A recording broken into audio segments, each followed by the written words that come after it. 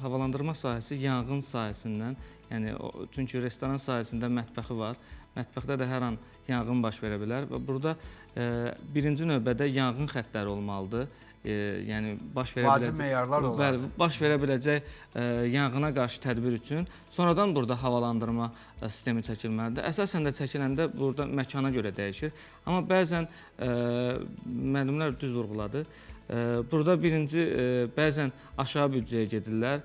Bəzən də dizaynerlər, memarlar üsluba görə deyirlər ki, məsələn, havalandırma boruları 3 formada olur: yuvarlaq, kvadrat və oval formasında. Onların da hər biri öz qiymətinə görə, öz büdcəsinə görə dəyişir. Bəzən məkan sahibi deyir ki, mənim dizaynım məkanıma uyğun belədir. Mən burada yuvarlaq eləyəcəm və yaxud da üstünü başqa bir istədiyi bir rənglə boyayacaq.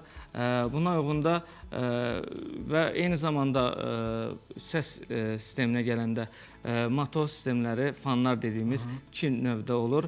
Həm plastik fanlar və dəmir fanlar dediyimiz. Plastik fanlar nisbətən qiymət baxımından yüksək olur.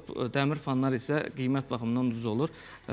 Ola bilər daxili məkanın kubajına görə eyni ola bilər də, sadəcə olaraq bəzən sahibkar özü də məkanda çalışır ki, aşağı büdcəli bir havalandırma sistemi olsun. Yəni kimsə soruşsa, hə, havalandırması var. Adı var, özü yoxdur. Havalandırma deyəndə nədir? Çöldə olan təmiz havanı daxildə olan hava ilə dəyişməsidir. O sahibkar da düşünür ki, hə, havalandırması var, hə, bütün normativə cavab verir. Amma elə deyil.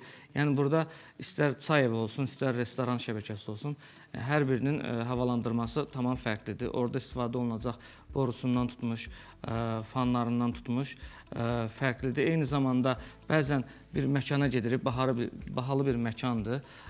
Ancaq orada spesifik bir qoxular hələ də orada qalır. Yəni mətbəxdən qaynaqlanır, orada qida olur deyə. Çünki orada hər bir şeyi yaradıblar, sadəcə olaraq orada filtrlər dediyimiz o işdə olan səhvlərdir. İşdə olan, bəli, aşağı büdcəyə gediblər deyə o filtrlərdən istifadə eləmirlər. Düşünürlər ki, hə, məsələn, müəyyən filtrlər var ki, elektrostatik filtrdir, karbon filtrdir, toz filtridir. Bunlardan bəzən heç istifadə eləmirlər, bəzən də müəyyən hissəsini istifadə edirlər deyə o da istənilən effekti vermir.